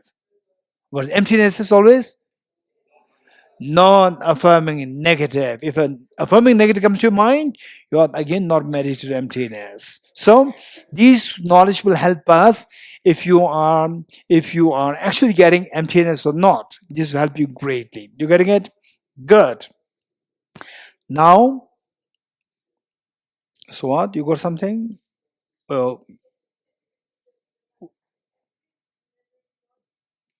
Emptiness is never affirming negative. Emptiness is always non-affirming negative. Number one, emptiness is always a negative, not a positive phenomenon, is always a negative phenomenon. With the negative, it is always non-affirming negative. Mike?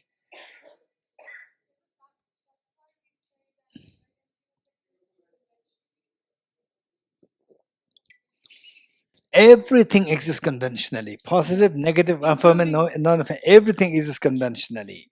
Not only emptiness. What's the correlation?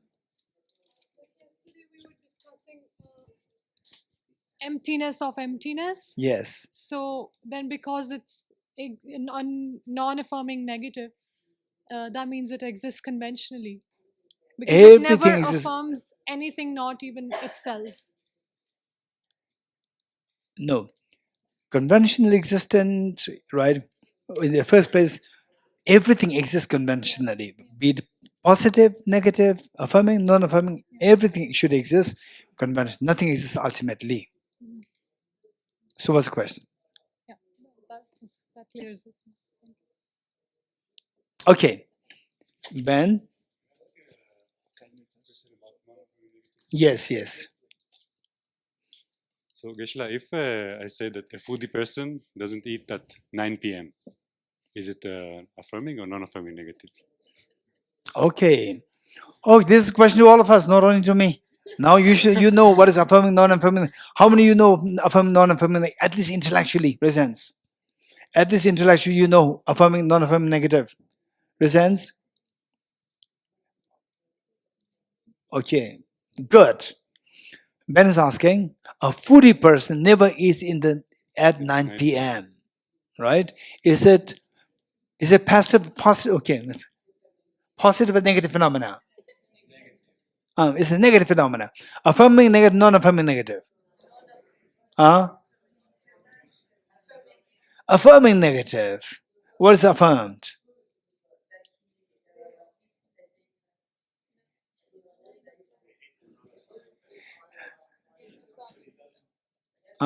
Rishi?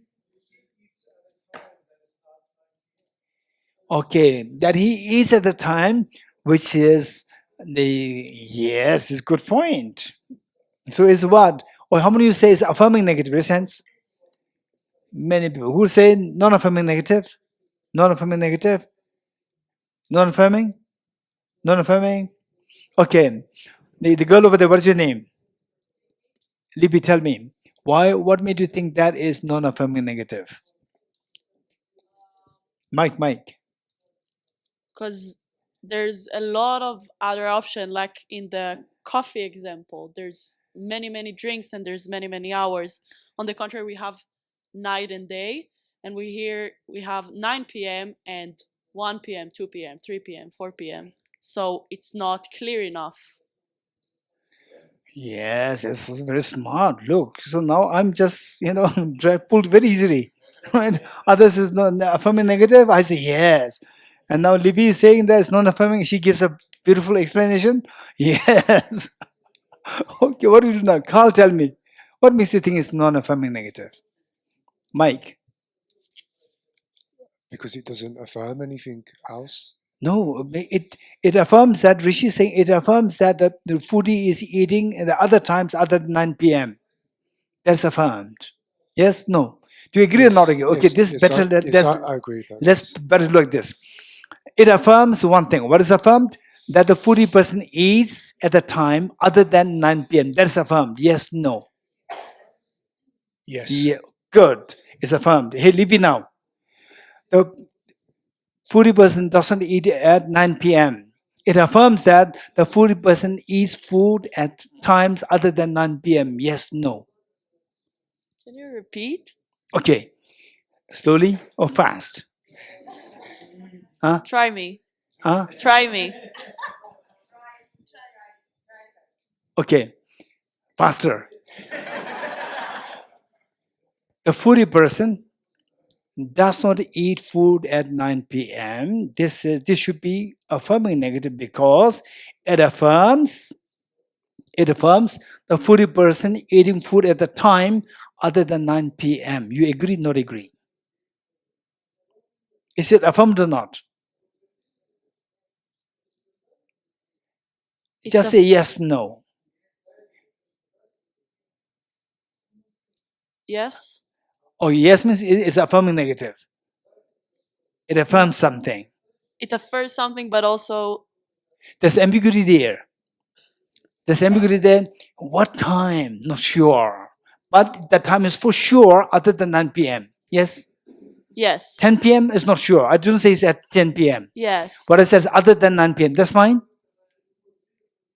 Because it's the same with the coffee. Yeah. It's affirmed Okay, it's that not not same. coffee. It's not same. You think it's same. You think there's no gap.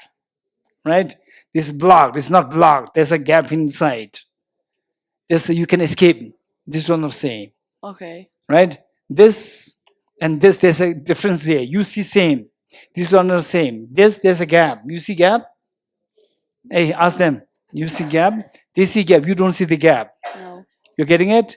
Here, you don't see gap. They also don't see gap. Here, they see gap. So you can run away. You can escape. Right? Coffee and these two are different. How the coffee example is this different? Anyone? Over the lady over there.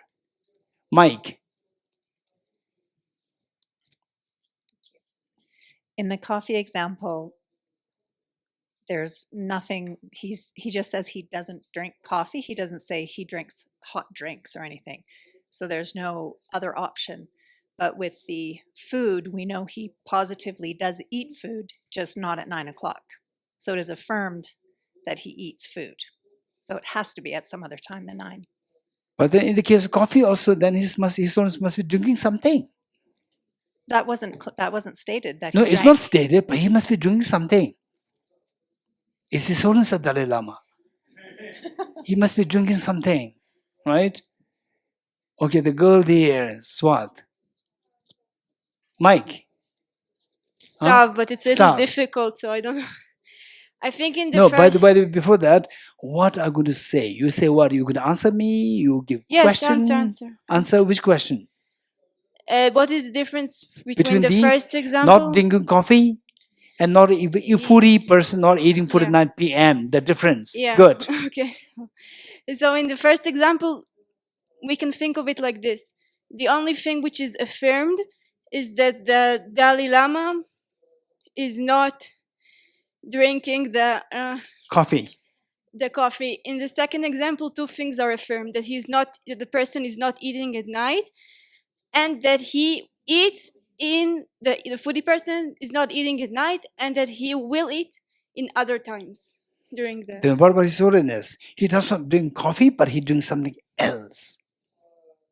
Same? Same? Wait again. Okay. The foodie person, it does not eat at 9 p.m., but he eats at that time, is affirmed. His Holiness not drinking coffee, but he drinks something else, is affirmed. Okay, so maybe this is not good enough. Okay. Mike.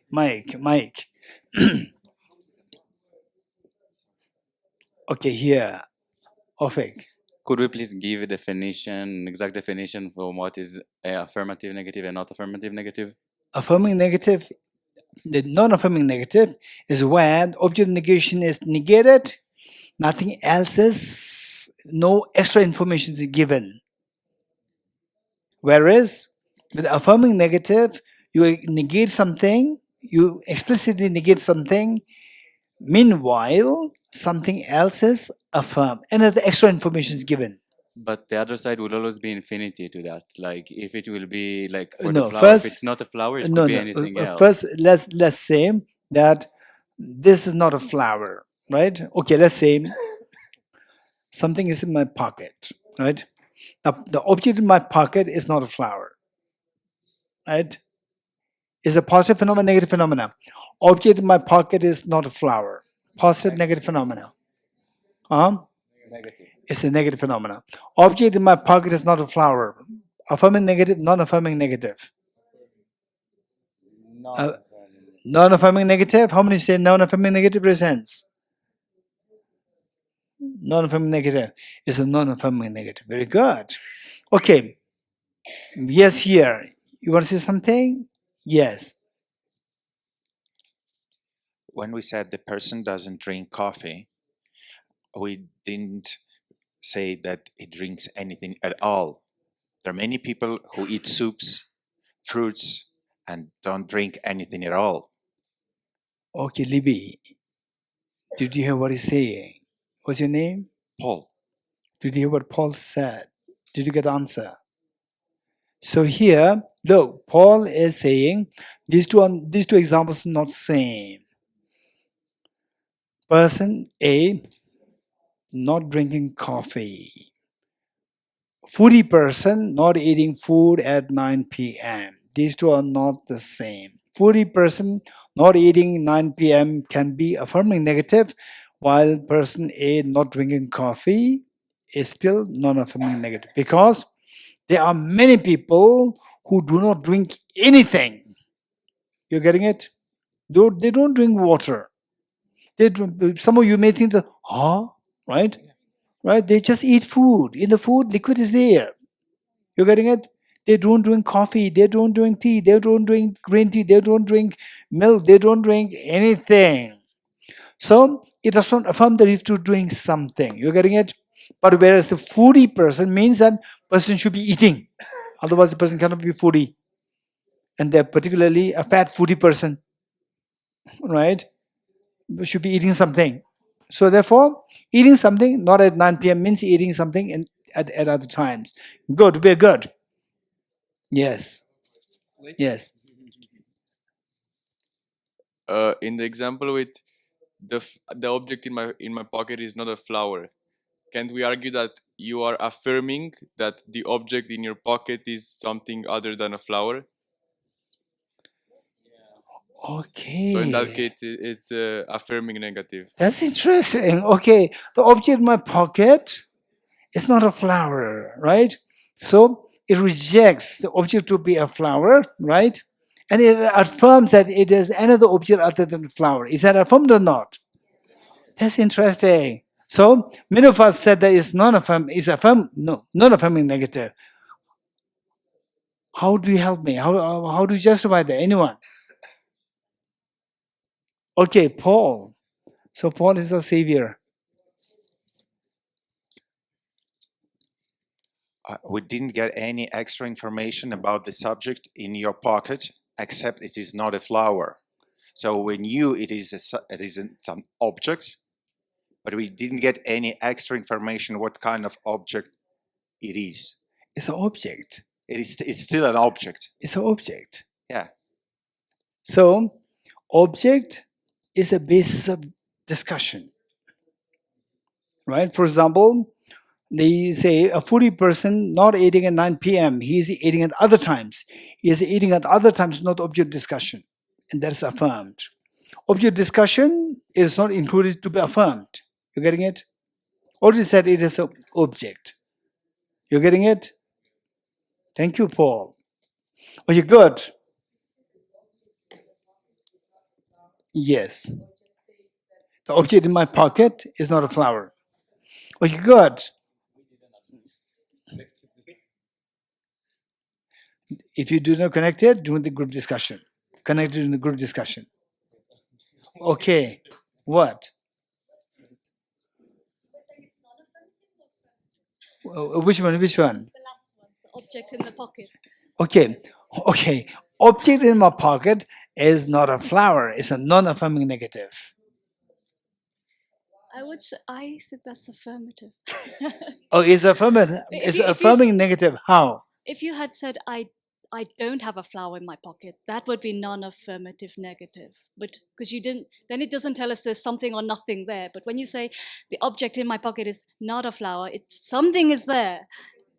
So any other possible object is in your pocket except a flower. That's affirming something rather than nothing at all. Okay, yes, I agree with you. So why? Okay, this is so beautiful. Object in your pocket is not a flower. There's no flower in your pocket, right? Huh? But there could be, that If you doesn't come, affirm. check. If we say there's no flower in the pocket, he could have something or not have something in the pocket. It doesn't give a clue. So what she's saying is that object in my pocket is a flower, and there's no flower in my pocket. These two are different. This is what she's saying. You're getting it? There's no flower in my the pocket. There's no flower in the pocket. This is a non-affirming negative. Object in my pocket is the not flower. It's a affirming negative because object is there. So there's an object other than the flower. Right? This is affirmed. Okay, I don't know whether I agree with you, but how you put it so beautiful is amazing. You made this distinction. Are you a philosopher? Be very honest. What's your background? Medicine. Yoga. Medicine and yoga. Medicine, yoga. Okay. So sometimes I'm a little scared that Arinagarjuna's students are here. Right? Okay, so still not fully what? Decided. You're getting it? Discussed during the group discussion. But the two things that she mentioned, one is there's no flower in your pocket. There's no flower in your pocket. Is there anybody who likes to say that even that is also affirming negative? There's no flower in your pocket, right? Object in your pocket is not a flower. These two are different. You're getting? Object in your pocket is not a flower, right?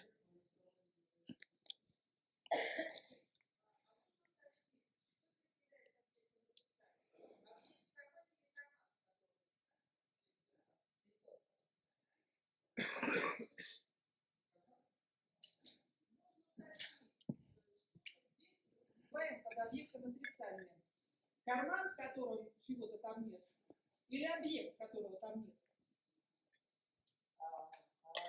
Could you in this case, the pocket itself or the object in the pocket? Okay, let's say there's no flower in my pocket. The flower in my pocket is the object of negation. That is no ambiguity. There's no ambiguity there. Flower in my pocket is the object of negation. That is negated. There's no flower in my pocket. You getting it? The object in my pocket is not a flower. The object in my pocket to be the flower is object of negation. You getting it? Okay. Now let's create problem with this girl. Right? First say what? She challenges by saying that object in my pocket is not a flower. It affirms the object which is other than a flower. So it should be affirming negative, right? Right? Hey. Next, the flower is not in your object. You getting it? It affirms, no, flower is not in your pocket. It affirms a pocket without a flower. Yes, no? Hey, yes, no? If you say yes, this you are saying it's affirming negative. Right? So she puts me in difficulty, I put her in difficulty, right? Right? So the flower is not in the pocket means there's a pocket which doesn't have a flower. That's affirmed. Okay, right? Look, Nadia is like me, right? So he said, yes, yes, yes, everywhere is yes, yes, yes. You agree with me or not? You don't agree with me. A pocket with a flower is affirmed or not? A pocket without a flower.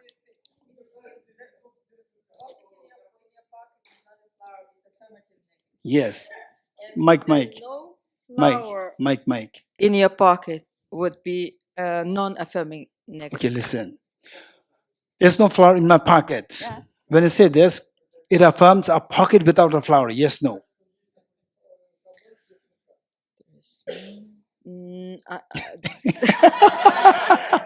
Look, I think she's like me. Everybody says yes, yes, yes, yes, yes, yes, yes, yes, yes. She's like me. This negates the flower being in your pocket.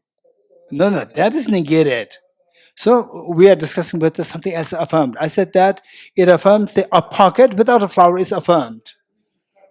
Yes. I can look, yes. I said, right? She's like me. Everybody's, wow, yes. Wow, yes. Okay, good discussion. Okay, the next, non-composite phenomena. Non-composite phenomena. And we also discuss vacuum, right? Vacuum, non-composite phenomena. Okay, let's say that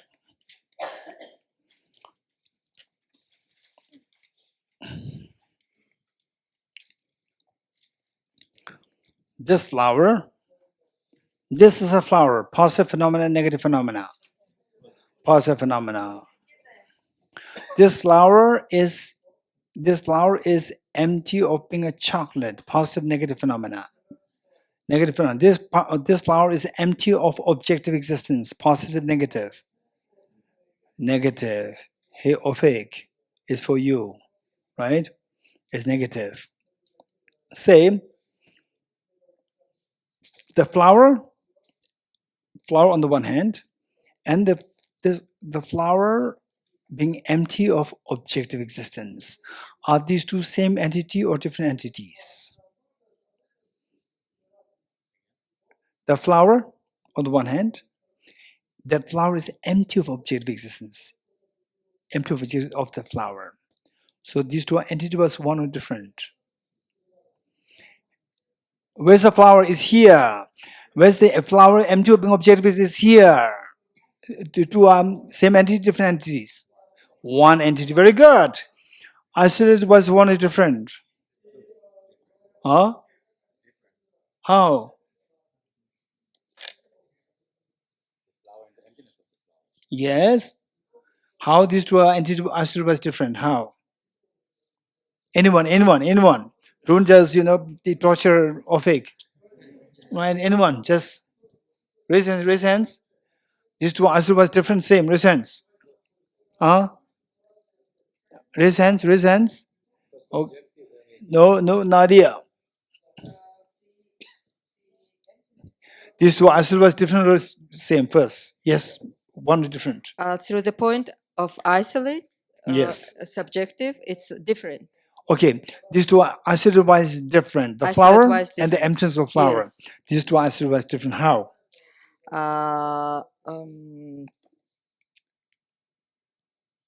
Because it's not one entity. I mean, it's one. Oh my God! It's one entity, but two aspects: the emptiness of the. These two actually was different because these two are different. Don't give this example. This is a flower because this is a flower. Don't say that. The lady there. Mike. Два аспекта — это сам цветок и цвет цветка. Одна сущность, два аспекта. Тогда одна How the flower, сущность одна. Flower and the emptiness of flower. How these two are Одна isolated. сущность. Это одна сущность. Ага. Так, а два аспекта — это сам цветок и цвет цветка.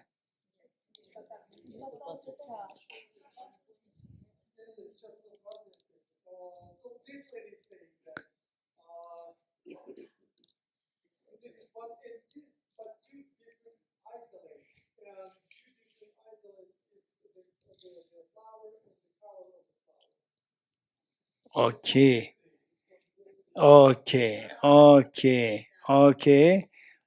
Rishi. No, so I don't want one entity. I just want how these two are two isolates. When you Mike. Under the ultimate analysis, which you're applying for the emptiness of the flower, there's two different objects that appear in your mind. How?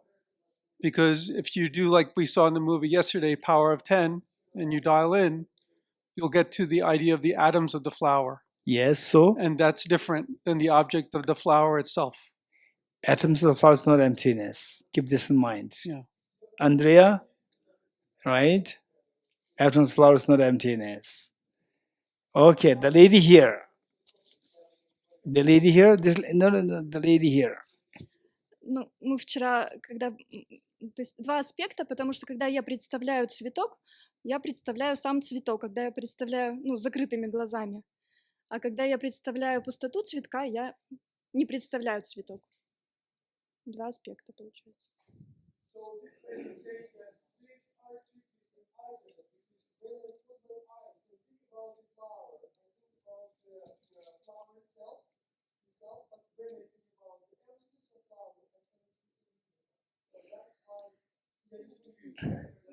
Не вижу цветов.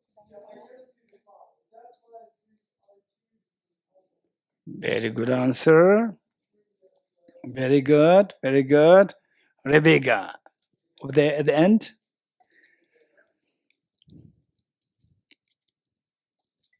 There are two ways to look at an object. We go objectively. That's when we see it as one entity, and if we go subjectively, we see it as two isolates. As two different isolates. Sorry. How? Through the ultimate analysis. Through ultimate analysis, we should do two different things. When we analyze it further through the... Okay, I got what you're saying, but we need to learn how to articulate. What you're saying is, in a way, is correct. Okay, let's say Tom, Andrew. Okay, Andrew and Andrea. Yes. I think it's only one isolate. Oh? And I think that because emptiness is always a non-affirming negative, so we're not affirming anything is there, so how can it be a quality? Okay, let's wait. Let's listen to other. Let's wait. Okay, right. Okay, now let us ask Min. Min, give me the answer. Right, otherwise I'm tired now. Okay, Min, give me a good answer. Okay, Mike.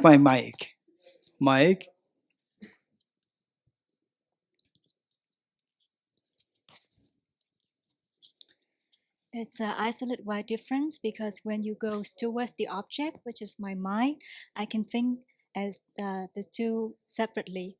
So it's isolate wise different. Now, how they appear is different. How? In your mind, how they appear is different. How? It appears as a flower when I think of a flower, and when I think of an emptiness of the flower, it's something else. Something else like what? Like the... Okay, now what do we do? Let's go have break, short break. Okay. Finally, I'm resting on the Min, and the Min also, Push me. Okay. Okay, quick. Okay, quick. Same. The flower, positive and negative phenomena. Positive phenomena. Emptiness of flower, positive and negative phenomena. Negative. Positive and negative can never be isolated as one. You getting it? These two should necessarily be isolated by different, because same positive is always where the object appears to your mind as like I am here, the flower, I'm here. Whereas a negative phenomenon, it appears to be in a very different way that there's no object there to say that I am here. It's simply done through explicitly negating something, right? So one is negative, one is positive. Positive, negative phenomena can never be isolated by how positive, negative, how these two are differentiated, positive and negative, it based on how they appear to your mind. They appear to your mind is different way, therefore these two are isolated by different. You're getting it? Okay. Ofek and emptiness ofek. Are these two isolated by one is different? Isolate by different one. Ofek. Ofek and emptiness ofek. Again, sorry, different. Okay, look, when I say it more forcefully, he's a little scared. He forgot. Right? Okay, ofek and the emptiness of ofek. These two are isolated by one is different. Different. Huh? Different. Ofek and emptiness of ofek. Yes. From subjective perspective. Don't trust my face. You're getting it? He's scared. It must be wrong. Right. Don't trust my face. Hey, ofek and emptiness ofek. I said it was one different. How different? Because one positive and one negative, and the two can. Very good. Ofek is a positive phenomena and emptiness ofek is a negative phenomena. Positive and negative phenomena can never be isolated as one. You're getting it? I suppose different. Very good. Now, going back to the non-composite space. Okay, non-composite phenomena. So now let's see that, okay, now let me say, what is my hand? Flower, how many things are there in my hand? One, don't say two, you're getting it? Okay, what is that one thing? Flower. What was the color of the flower? Does it exist in my hand or not? It exists. Are these two one or different? Very good. These two are entity was one, isolate was different, right? So how many things are there? But there are two. There should be two. The flower and the color of the flower, both are there. Don't say it depends. Just say that there's only one thing. What is that? The flower. What is the color of the flower? It's also there. Two things are no. To say something is in the hand, how many things are there is entity-wise. Looking for the entities is not going to mind. You're getting it? How many things are there in my hand? Hand is object or subject? Object, entities. You're getting it? So look at entity-wise, these two are one.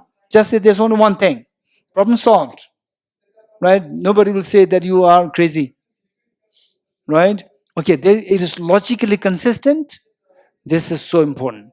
Now with this, what we say is that, okay, the flower and the emptiness of flower, are these two isolated was one different? Different. Isolated was different. Okay, let's say the flower is not a chocolate. Isolated was different or same. Hey, the flower and the flower not being chocolate. The flower not being opaque. Flower and the flower not being opaque. How many such different isolates are there with the flower? Infinite isolates are there. You're getting it? Infinite isolates are there. Okay. You're getting it? So, we see that what is space? Space, there are two kinds. One is a composite space and one is non-composite space. Two. You get it? Now it's easy for you. Space, there are two kinds. Composite space and non-composite space. What is a composite space? Composite space is a space that your eyes can see between you and, what will your name? Chung. The space that I see between me and Venerable Chung. this space, do you see space between you and the person before you? Do you see space? Hey, do you see space between you and the person before you? Right? You see space. How do you know there's a space between you and the person before you?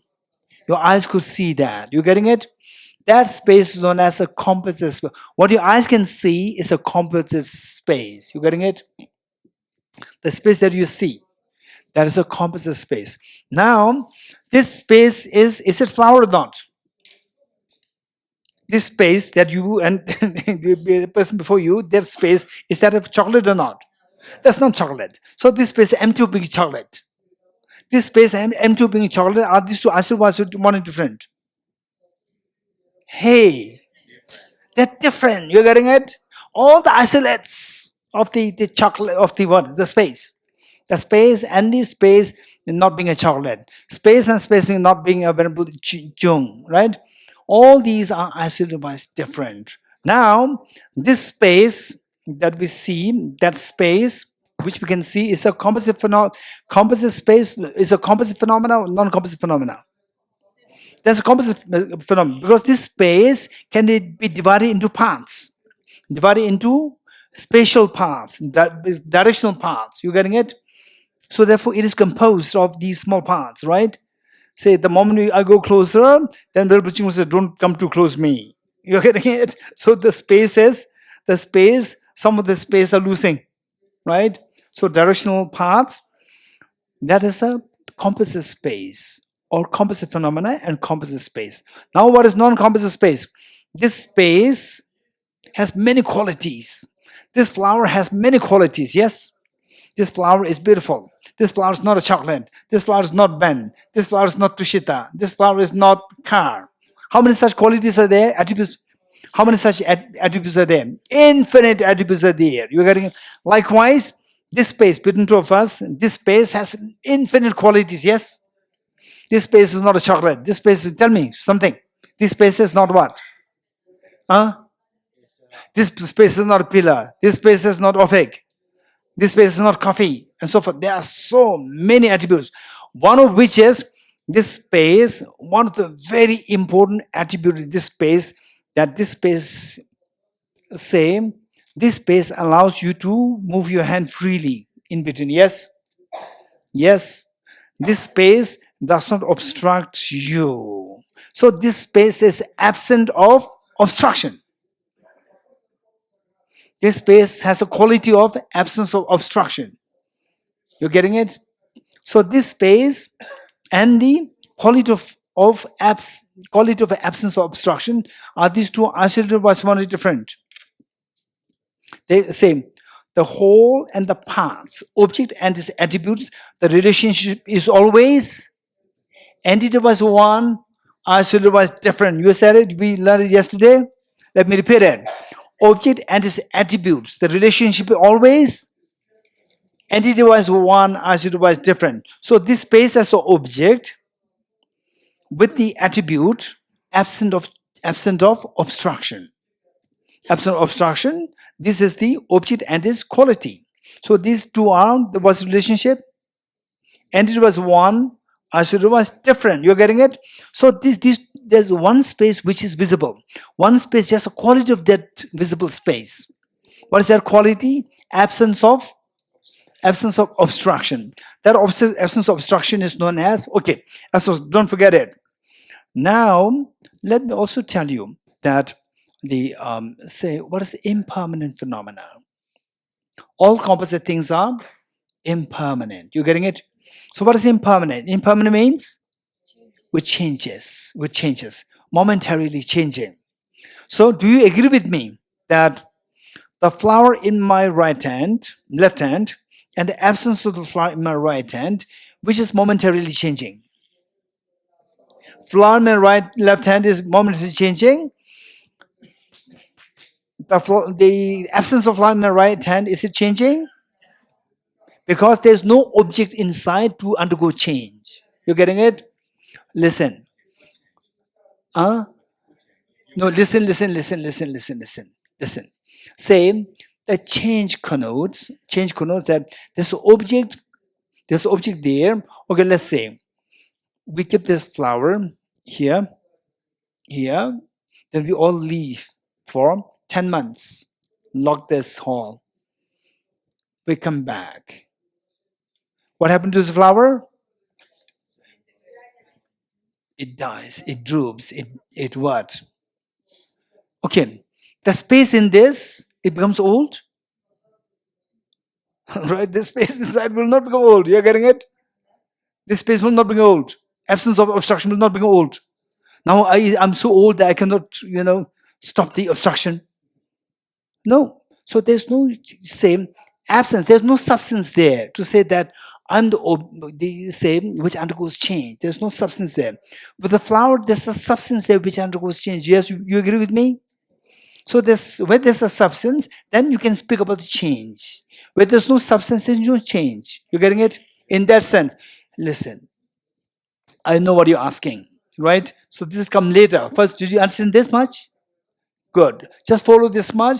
Your question will come later. I will ask question. You don't ask me. All the question. I know what you're going to ask. You're getting it?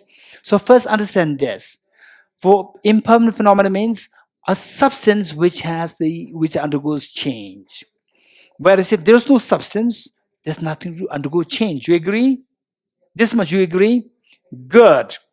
Now, say the flower in my left hand, absence of flower in my right hand, which is the one which does not have a substance? Absence of flower does not have a substance. It exists, but there's not have a substance. What is a substance can undergo change, but does not have a substance does not undergo change. You're getting it for the time being. If you can understand this much, if you can distinguish this much, now from this, you said the absence of flower does not have substance. All absences do not have substance. Don't forget it. All absences do not have substance. What does not have substance does not undergo change. What does not undergo change is not impermanent. What is existent, not impermanent is?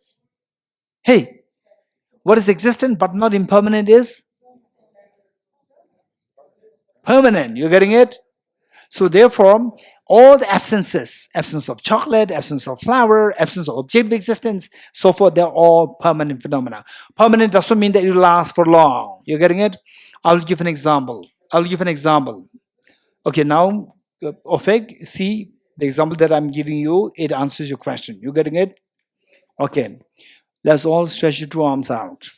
Stretch your two arms out. What is the duration of this sound? Sound of the clap. What is the duration of the sound of clap?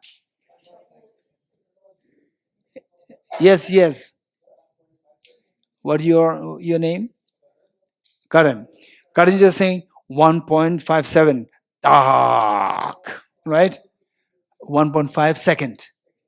1.5 seconds is like dark. Not dark. Right? Not like this. This is a fraction of a second. It's not even a second. Right? What is a second? Second is a tick, tick. Not the tick. Tick is not the second. The space between the two ticks. This is a second. Right? This is not second. This is in between. That is a second. Okay. So with this, okay, now, what's the duration of this? A fraction of a second. Right? So this sound, is it absent of being a chocolate? Hey, Ofeg. So this sound is impermanent, permanent. This is impermanent phenomena. But it has a quality of the absence of being a chocolate. Absence of chocolate is permanent, impermanent. That is permanent. So this sound lasts for a fraction of a second. And because this sound, if this flower lasts for 10 days, all the attributes of this flower should also last for 10 days. It should not last longer. When the object is gone, all the attributes is gone. Likewise, this sound of clap lasts for a fraction of a second. All the attributes last only for a fraction of a second. Which means that the emptiness, absence of being a chocolate, emptiness being a chocolate, emptiness being objective existence, all these attributes, they all disappear within a split of a second. Yet some have substance, some don't have substance. Even those which don't have substance last, how long do they last? They last for a fraction of a second. But it doesn't mean that they're permanent. They're impermanent. They're still permanent. Simply because permanent doesn't mean that something lasts for long. You get it? Permanent means which does not undergo change. Why no change? Because there's no substance to undergo change. You getting it? So therefore, the great master, Acharya Dharmakirti, taught that impermanence, there are two connotations. How the learned people understands it and how the ordinary people understands it. For the ordinary people, permanent means something which lasts long. For a learned person, permanent means it's not a last long short. It is simply without a change. Something which exists without a change is a permanent phenomenon. Permanent phenomenon doesn't mean it should last for long. If you think that permanent should be lasting long, this is how the ordinary people understand permanence. You getting it? Okay. Having said this, now say the space that we are seeing is a positive phenomenon, negative phenomena. Space that we are seeing, this is a positive phenomena. But this space being absent of obstruction is a positive and negative phenomena. It's a negative phenomena. You're getting it? So that is the non-composite space. Space that we can see is a composite space, and the quality of this space in the form of absence of obstruction is a non-composite space. So that is a non-composite phenomena. In other words, all absences, they are non-composite phenomena. They're all permanent phenomena. Okay, we'll stop here. Okay, you got the answer or not? What is your question? I need to think about it. Look, he said 70%. He's not sure of his own question. Okay. Deyata om gati gati paragati parasam gati bodhi swatyatha om gati gati paragati parasam gati bodhi swatyatha om gati gati paragati parasam gati bodhi swaha.